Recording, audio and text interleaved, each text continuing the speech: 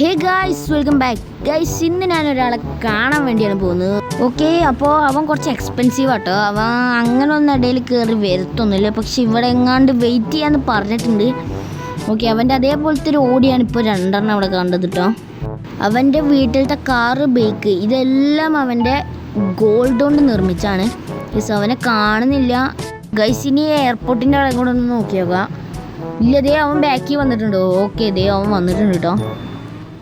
ശിവൻ്റെ ഒരു ഓടിയാണ് ഈ കാണുന്നത്.